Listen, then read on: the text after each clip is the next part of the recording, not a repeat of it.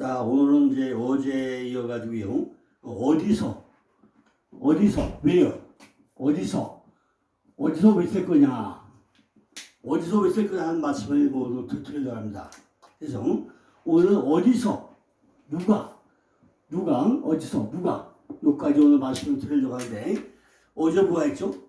우리가 내 속에 있는 모든 것에 우리가 전부 다 외치라. 그래서 하는데, 다 외치라 다르다고 그랬죠. 예레미야 21장 6절에는 외치라고 뭐라고 했죠? 카라. 스가랴 3장 13절에는 크게 외치는 노래는 뭐예요? 루아라고 했고, 사무엘상 4장 6절에는 외침이 어찌미뇨 콜. 열왕기상 33장에는 외치는 자 소리 린나.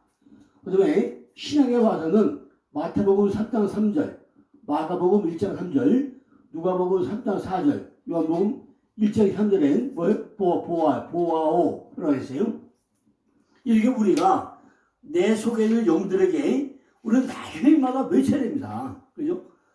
지금 우리가 목회자를 하면서 내가 시당이라고 하면서 내 안에 지금 교회가 바로 섰는지, 나는 교회에 바로 다니고 있는지 착각하지 말고 우리가 말씀에 바로 서가지고 내가 어떤 뜻인가 정확히 파악을 해야 된다는 거죠. 성경의 원리가 있어요. 성경 원리가. 오늘 이걸 찾으려고 하면요, 성경에는 장자우석권이 아니라 차자우석권. 전부 다 차남이 장자 역할을 해요. 이게 뭐냐? 내가 옛사람이 죽지 않고 나면은 새 사람으로 돌아올 수 없다는 얘기입니다. 내 옛것이 전부 다 겉옷을 던져버려야만이 속옷이 입고 나온다는 얘기예요. 그러니까 이건 뭐죠? 전부 다 차자우석권이죠. 오늘 에프라임도요, 원래 장자가 아니잖아요. 차자죠. 차자인데 누가? 요셉이 손을 엇갈려가지고 문하세하고 손 엇갈려서 축복을 하잖아요. 그게 에브라임. 어디서 한다고요? 어디서 소리를 낸다고요? 에프라임에서 두 배의 땅에서 갑절의 복에서 장자권에서 갑절의 축복에서 장자의 축복에서 마다들로서의 기업을 받기 위해서 우리는 부르짖어야 된다는 거죠. 어떻게 부르짖어요? 에브라임의 하나님의 장자라는 특권을 가지고 우리가 부르짖어야 된다는 거죠. 에브라임은 요셉의 둘째 아들이죠. 근데 왜 파수꾼이 에브라임의 산 위에서 외치고 부르짖어야 된다는 거죠. 이걸 목사님들이 한번 좀 생각을 해봐야하는 거죠. 성경은 무슨 뭐라 했죠? 많이 보면 차자가 장자권을 해요. 아브라함도 첫 아들 누구였죠? 원래 하갈을 낳은 이스마엘이 장자였죠. 근데 누가 장자세요? 이삭이 야곱에게 에서에게 이삭에게 낳은 아들이 바로 장자권을 하잖아요. 야곱도 에서와 야곱에게 누가 장자하죠?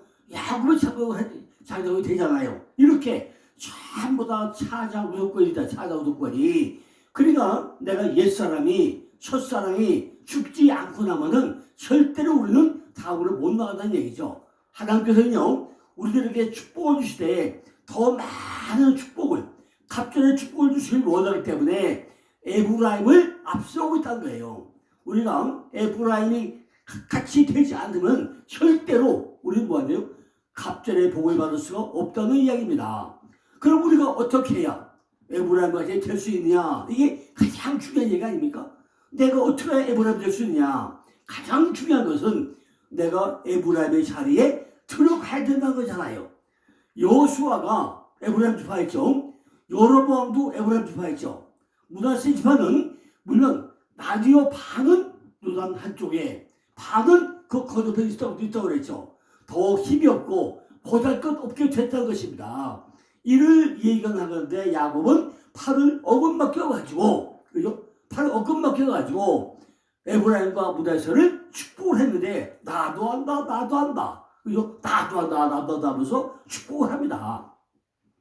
하나님의 복을 자기 백성 위에 내렸을 때는 어떤 사람에게는 다른 사람보다 많이 주시니까 재질과 은혜와 평안과 이 세상의 좋은 것들을 더 많이 주신다는 거죠.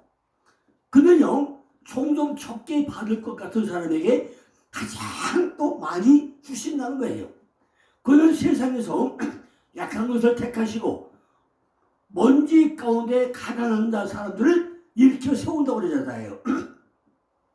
유다와 요셉이 물백보다 먼저 선택했고, 모세가 아론보다 먼저 선택을 받았고, 다윗과 솔로몬이 그들의 형들보다 먼저 선택을 받았잖아요. 하나님은 유대인에게 상속권을 주기로 제안했지만은 하나님 자신은 거기에 묶어두지 않았다는 거죠. 그러나 하나님께서는 그런 방법을 어렵게 말씀하지 않았다는 것입니다. 예레미야 31장 9절에 보니까 울며 올 것이며 백허, 울며 올 것이며 백허, 그들이 나의 임금을 받고 야발, 나의 임금을 받겠고 야발, 간구할 때 타하눈, 간구할 때 타하눈, 내가 그들로 넘어지지 않게 카샨 아니하고 하숫가의 바르멜로 행하게 하리라. 나는 이스라엘의 아비요 에브라임은 나의 장자이라 그래요. 자, 대단하죠? 구절을 보면 다시 볼게요. 울며 올 것이며 그들이 나의 인덤을 입고 간구할 때 내가 그들을 넘어지지 아니하고 하숫가의 바르멜로 행하게 하리라. 나는 이스라엘의 아비요 에브라임은 나의 장자이라 그래요. 아니 원래 차장인데 왜 하나님이 에브라임을 장자라고 한단 말이에요. 장자의 축복을 받을 수 있는 일을 설명하고 있는 이야기잖아요. 반드시 이렇게 돼야만이 네가 장자의 복을 받았다 이 얘기를 하고 있단 말이에요. 하나님은 나는 이스라엘의 아비고 에브라임은 나의 장자인데 내가 이스라엘이 되고 내가 에브라임 같은 장자가 되어야 한다는 이런 말이잖아요. 요한복음 1장 10절 보니까 영접하는 자 곧 그 이름을 믿는 자들에게는 하나님이 자녀가 되는 권세를 주셨다고 그랬죠. 갈라디아 4장 쪽 보니까 너희가 아들인 거로 하나님이 그 아들이 영을 우리 마음 가운데 보내사 아바 아버지라 부르게 하셨다고 그랬습니다. 내가 이미 믿는 자들로 영적 장자를 삼았거늘 그들이 내 속에서 장자라는 의식을 하시라도 잊어버리거나 떠나면 안 된다는 거예요. 그런데 우리가 과연 교회에 나가면서 신앙생활 30년 40년 했으면서 불구하고 내가 장자권이라는 내가 받아들이라는 이런 신앙 가지고 우리가 믿음 생활을 하고 있냐는 거죠. 그냥 성경 받고 왔다 갔다 하면서 1년 내내 성경도 꽁도 안 열어보고 기도도 안 하고 찬양을 안 하는 사람들이 장자권은 무슨 장자권이에요. 사자도 안 되지. 그죠? 그러면 내가 믿음 안에서 나는 뭐 내가 복 받을 자야. 그러면 되겠냐고요. 감자스러운 목사님들이 하나님께 순종해 복 받을 거야. 무슬림 만들죠 복 받을 거야. 이런 얘기만 듣다가 그죠? 본인은 실제 본인 뭐 한다고요? 성경도 뚜껑도 안 열어보는 사람들이 무슨 권사고 집사고 장로고 뭐 이렇게 직분자가 되는 말이죠. 열왕기상 2장 9절에 보니까 건너에 엘리야가 엘리사에게 이르되 나를 네게서 취한을 내가 네게 어떻게 하든 구하라. 엘리사가 가로되 당신의 영감이 갑절하기를 내가 구하겠다 그래요. 그죠? 그러니까 엘리야가 좀 승차도 올라가는데 엘리사에게 따라오지 말자 막 그래요. 그래서 난 끝까지 따라가겠습니다 해가지고 어디 가죠? 길갈로 베델로 베로서 여리고로 요단까지 가는데 마지막에 하나도 안 되니까 엘리사가 조건을 붙여요. 나를 네게서 취한 것을 네가 보면 누가 봐야 돼요? 내가 봐. 내가 보면 엘리사가 그러죠. 당신이 영감이 있길 원한다 그러니까 내가 봐야 된다는 거죠. 엘리사가 엘리야에게 갑절의 영광과 능력을 구한 것은 상자권의 축복을 지금 바라고 있다는 거죠. 그럼 왜 엘리사는 그런 소리를 했냐는 거죠. 이 말은 에브라임같이 장자의 권리를 누리려고 했다는 거예요. 누가? 엘리사가 나도 창자되길 원합니다. 이런 얘기를 하죠. 그래서 어디 따라가요? 길갈서 베델소 여리고로 여리고 요단강 건너편까지 꾹 따라가요. 이렇게. 그죠? 우리들에게 하나님의 자녀가 되는 권세를 주셔도 불구하고 그 사실조차 이해버리고 있다가 어려운 일만 당하고 나면은 그때서 가끔 생각하고 아이고 주님 날 도와주세요. 왜 안 도와줍니까? 매달리는 이런 신앙이 혹시 우리 신앙은 아니냐고요. 매일 그냥 뜬구름잡이 왔다 갔다 시험을 마냥 세만 닦다가 무슨 일만 같으면 그때 와서 하나님 다리 봉쇄에 붙잡고 발꼬리에 붙들어맞고 하나님 매달리면 하나님이 그래 내가 너 응답해줄게 이런 하나님이냐고요. 우리 주님도 맏아들이요. 우리도 맏아들이 되어야 유업을 이을 자가 되는데 과연 내 속에 장자의 명분이 확실하게 들어있는 거죠. 그걸 누리고 있느냐는 거예요. 우리가 에브라임 상이 되어야 하는데 그때 그래서 뭐예요? 그 안에 파수꾼이 온다는 것입니다. 내가 에브라임 상이 되어야 갑절의 복을 받는 상이 되어야 그때 뭐예요? 내 안에 파수꾼이 온다는 거예요. 우리가 잊어버리지 말아야 할 것은 나는 이미 에브라임 같은 장자가 되었습니다라고 말씀을 했다는 거죠. 왜 그렇죠? 요한복음 1장 12절 뭐였죠? 영접하는 자, 곧 그를 믿는 자들에게는 하나님의 자녀들이 권세를 줬다고 그랬잖아요. 그러면 영접하는 자, 곧 그를 믿는 자에게는 이미 하나님의 자녀들은 권세를 받았으면은 그 이름을 믿고 이미 구원을 받았으니까 우리는 이미 제가 장자입니다. 내가 장자가 되었습니다. 틀림없이 우리는 내 입으로 실토로 해야 될 거 아니겠습니까? 그런데 요한복음 1장 10절은 잘 말씀을 외우면서 실제 삶 가운데는 그분이 내가 장자가 되는지 내가 차자가 되는지 모르면서 살아가면 되겠냐고요. 내가 장자권이 닫을 때 뭐요? 이스라엘이라는 말은 하루가 겨루고 이긴자잖아요. 승리자라는 뜻이잖아요. 창세기 35장 보니까 내 이름을 다시는 야곱이라 부를 것이 아니요 이스라엘이라 부를 것이니 이는 내가 하나님과 사람으로 더불어 겨루어 이겼습니다. 이거를요 우리는 단순히 야곱과 하나님 관계만 생각해요. 내가 야복감에서 깨져가지고 내가 허리뼈가 부러져가지고 내 이름이 이스라엘 바뀌고는 절대로 우리는 생각을 안 한단 말이에요. 그럼 나하고 성경과 무슨 관계 있어? 성경은 그런 얘기 아니잖아요. 아브라함이 내가 아브라함이고 내가 이삭이고 내가 야곱이고 내가 요셉이고 그래야 성경과 나하고 관계가 있는 것이지. 그죠? 나는 아브라함은 저 따로 있고 이삭은 따로 있고 야곱 따로 있고 요 따로 있는 그 사람들하고 나하고 무슨 관계 있어요? 아무 관계 없잖아. 근데 우리는 교회 나가면서 이거를 우리에게 강조를 왜 안 해주겠냐고 있냐는 거죠. 하나님과 결혼이 내가 누가 이긴 거예요?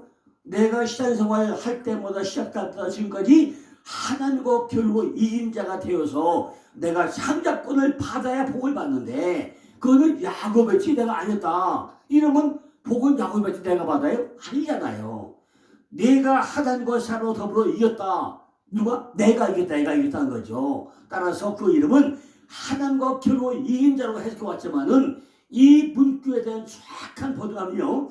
하나님과 더불어 힘을 얻어 강하게 된 자라는 된 자. 뭐요? 하나님과 더불어 힘을 얻어 강하게 된 자라는 거죠. 나는 참으로 약하고 힘없지만은 하나님이 나와 함께하면 하나님 내 안에 들어와 있으면 언제든지 하나님이 다 이기게 해주고 내가 그분을 통해서 승리하게 하니까 그분이 내게 강하게 된 자가 되어야 되는데 나 따로 하나님 따로 몰면 되겠다고요. 이 문구에서 통치하는 뜻이 동사 살아르다 다투다 힘을 가는 뜻을 살아가 더 살아르 하나님과 통치하다 내 안에 하면 통치하는 거예요. 그렇다면요 이스라엘은 하나님이 통치하신다 하나님이 투자하신다 이런 의미로 우리가 해석을 할 수가 있다는 거죠. 육적 이스라엘은 사람이 싸워서 이기는 자라는 뜻이지만은 육신의 신앙생활도 잘 이기고 우리가 지켜나가야 한다는 거죠. 그러나 영적 이스라엘이라는 의미는 하나님이 우리를 대신해서 싸워서 이긴 것을 말하는 거죠. 그러므로 육적 이스라엘과 영적 이스라엘이 합일이 되어가지고 내가 에브라임이 된다는 거죠. 그죠? 내가 육과 영이 하나가 돼야 돼요. 그죠? 아담과 하와가 둘이 한 번 될 때 뭐가 되죠? 결혼해가지고 씨가 맺혀지잖아요. 이것이 연합이고 이것이 하나가 되는 얘기잖아요. 그런데 하나님과 나하고 하나가 됐냐는 거죠. 언제나 하나님을 왜 구하죠? 내가 내 안에, 내가 내 안에 있다. 다 뭐죠? 나는 너에게 하나님이 되고 너는 내 아들이야. 이걸 어제 다 지금 속기가 써줬잖아요. 오늘도 목사도 이걸 좀 찾아가도요. 하나 다 하려면서요. 나는 그들이 하나님이고 그들은 나의 백성이다. 이것이 몇 군데 설명하냐고요. 구약 전체 중 하는 설명이 뭐죠?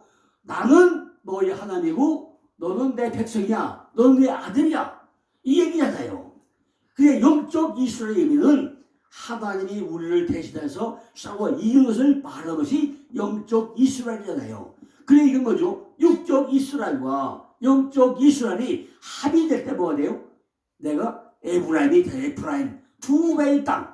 육과 영이 합쳐진 뭐예요? 두 배의 땅이 된다는 말이죠. 그때 뭐가 와요? 파수꾼이 온다는 거예요.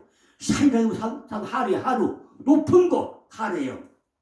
첫째, 하나님은 산보다 크리스도라 했죠. 둘째, 산들은 힘의 상징이죠. 셋째, 하나님은 예배와 계시를 어디서 산을 선택하심으로써 그의 백성에게 신감을 줬다고 했죠. 넷째는 구약 성경은요, 북방의 산을 언급함으로 하나님의 거처를 설명하고 있다는 것입니다. 이렇게 이곳에서 에브라임 사이라는 뭐예요? 내 속에 생각을 의미하는 생각. 파수꾼이 뭐죠? 산이 뭐죠? 내 속에 생각을 의미하는 생각. 에브라임 산을 유지하려면 어떻게 된다? 내가 항상 그 산이 돼야 돼요. 왜 내가 산이 되어야 되냐? 20절에 보니까 에브라임은 나의 사랑하는 아들 기뻐하는 자식이 아니냐. 내가 그를 책망하여 말할 때마다 깊이 생각하노라. 그러므로 그를 위하여 내 마음이 측은한즉 내가 반드시 그를 긍휼히 여기리라. 여호와의 말이라. 이것이 이스라엘 말씀이잖아요. 하나님께서 보시기에 우리들은 전부 다 뭐예요? 아들들이 아들들. 하나님 보고 우리는 아들들인데 내가 아들 노릇을 해야 아들다울 거 아니냐는 거죠. 왜 딸이라고 안 하고 아들이라고 했냐는 거죠. 아들은 세우는 자. 두 아들, 기둥같이 세우는 자가 아들이에요. 딸은 받는 자죠. 마침 받는 자. 씨를 받는 자. 이 딸이잖아요. 반드시 두 기둥이 있어야 교회가 세우잖아요. 반드시 에브라임으로 두 배의 땅으로 좌와 우가 라헬과 비라가 둘이 세워져 가지고 그죠? 라헬과 레아가 두 기둥이 세워져야 그죠? 룻기서에서 라헬과 레아의 둘이 세워져야 성전이 만들어지잖아요. 반드시 에브라임을 세운다는 거죠. 하나님이 사랑하고 기뻐하는 아들, 그 아들들을 볼 때 시근하고 긍휼히 여긴다는 거예요. 하나님의 마음은 장차 에브라임을 볼 때 창자를 끊는 그런 마음이라는 거예요. 그죠? 우리들이 자식을 키울 때도요, 어릴 때는 막 야단치고 때리기도 하지만요, 어느 정도 창성하고 나면은 그 자식이 스스로 할 때를 기다리면서 애 끓는 마음을 갖잖아, 우리도. 아이고, 저 자식이 좀 잘하면 좋을 걸 왜 할까? 어릴 때는 때리고 하고 하지만은 나이가 든 걸 할 수 없잖아요. 그저 안타깝게 애끓는 마음으로 야, 좀 알아서 해주지. 왜 저렇게 하지? 이런 얼마나 애끓는 마음이 있냐고요. 육적 이스라엘은 내 스스로 하지만은 영적 이스라엘은 하나님이 도와주시지 않으면은 할 수 없다는 생각을 우리가 가져야 한다는 거죠. 언제나 내 생각 속에는 에브라임 자리에 우리가 있어야 된다. 내가 에브라임 자리에 있어야 된다는 거죠. 어느 창작꾼의 털본, 갑절의 복을 받는 자리, 그죠? 이것이 뭐죠? 장성한 분량에 있어야 한다는 거죠. 이처럼 에브라임 같이 된 사람이 산에 있을 때 산 위에서 뭐가 와요? 파수꾼이요. 파수꾼이 내 생각을 지켜주는 게 파수꾼. 내 마음을 지켜주는 게 파수꾼이란 말이에요. 내 생각을 지켜주고 마음을 지켜주는 게 뭐라고요? 이게 파수꾼이야. 파수꾼 다른 의미 아니고 이런 생각과 자격이 있을 때 뭐가 와요? 파수꾼이 온다는 거예요. 18절에 보니까 에브라임이 스스로 탄식함을 내가 청명히 들었노니 이러기를 주께서 나를 징벌하심에 멍에 익숙지 못한 송아지 같은 내가 징벌을 받았나이다. 주는 나의 하나님 여호와시니 나를 이끌어 돌이키소서. 그리하시면 내가 돌아오겠나이다. 그래요. 19절에 보니까 내가 돌이킴을 받은 후에 뉘우쳤고 내가 교훈을 받은 후에 내 볼기를 쳤사오니 이는 어렸을 때의 치욕을 증거로 부끄럽고 욕됨이라 해요. 자, 우리도요 이렇게 하나님이 하자고 생각해요.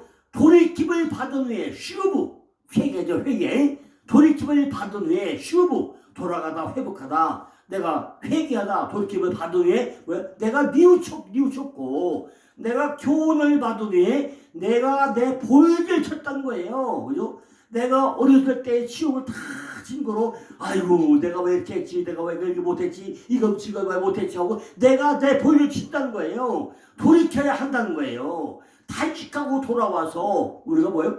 교훈을 받아야 한다는 것입니다. 돌이켜 돌아올 때, 뉘우치고 돌아올 때 루키서 4장 19절 같이 생명의 회복자가 태어난다는 거예요. 네 노년의 봉양자가 되게 한다는 거예요. 우리가 회개하고 돌아오자 그러면 절대로 내 안에 생명의 봉양자가 태어나지 않고 노년의 봉양자가 될 수 없다는 거예요. 그러니까 어떻게 돼요? 내가 돌아오려고 슈브 회개하고 돌아오려고 하면은 내가 교훈을 받으에 내가 내 볼기를 치고 나면은 뭐가 돼요? 생명의 회복자가 되고 노년의 봉양자가 되게 하겠다는 거예요. 돌아온다는 것이 이렇게 쉬운 일입니까? 결코 쉬운 일이 아니죠. 우리가 회개한다는 게 쉽습니까? 너나 저래 하고 나는 차라리 습관으로 살아요. 회개를 안 해. 참으로 힘든 것이 회개라는 것입니다. 습관적인 삶 때문에 돌아온다는 것이 쉽지 않다는 거예요. 매일매일 속 가운데 물질 쫓아가고 명예 쫓아가고 세상 쫓아가는 사람이 쉽게 돌아와요? 안 못 돌아와. 물질이 좋아하면 끝까지 물질을 쫓아가요. 죽을 길 알면서도 그냥 불 속에 뛰어들어가. 그죠? 안 돌아와. 그죠?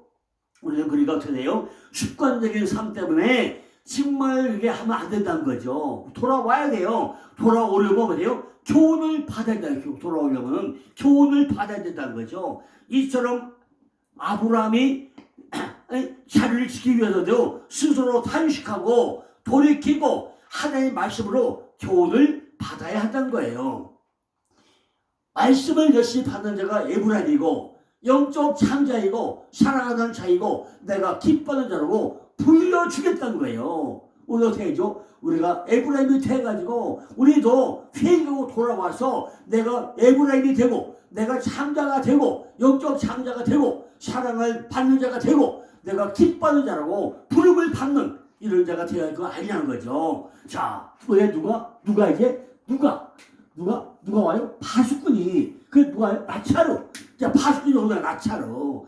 예레미야 31장 10절 11절 보니까 열방이여 너희는 나 여호와의 말을 듣고 먼 섬에 전파하여 이르를 이스라엘을 흩으신 자가 그를 모시고 목자가 그 양들에게 행함같이 그를 지킬거다. 여호와께서 야곱을 속량하시되 그들보다 강한 자에 서서 구속하셨으니. 그죠? 이게 누구 얘기가 돼요? 우리에게 내가 있는 얘기가 돼야 되잖아요. 파수꾼이 되시는 분은 속량자, 즉 하나님, 예수님, 성령님만이 할 수 있잖아요. 그분이 어디 온다고요? 나한테 온다는 거잖아요. 흩어졌던 자들이 흩어지고 해서 다시 돌아오게 될 거라고 지금 예언하고 있잖아요. 이스라엘을 흩어진 자가 그를 다시 모으라고 우리가 전해주잖아요. 우리가 못 돌아와도 누가? 하나님이 나로 돌아오게 만들어 주겠다는 얘기잖아요. 그리고 그가 다시 그로 하늘을 모실 때 목자가 그 양물에게 행함같이 다시는 그들이 흩어지지 않도록 그를 지켜주겠다고 약속하고 있잖아요. 이제 팔려가서 자기 된 사람들은 구원하사 돌아오게 할 거라고 지금 예언하고 있습니다. 그 중에 누가 깨야 돼요? 내가 포함되죠. 다른 사람은 전부 다 돌아오는데 나만 회개하고 돌아오자면 나만 외톨이를 될 거 아닙니까? 내가 돌아와야죠. 이스라엘을 사로잡은 원수가 다 그들보다 강할지라도 그 누구보다 강하신 여호와께서 야곱을 속량하시고 부족한 것 같이 구원해 내시겠다는 거예요.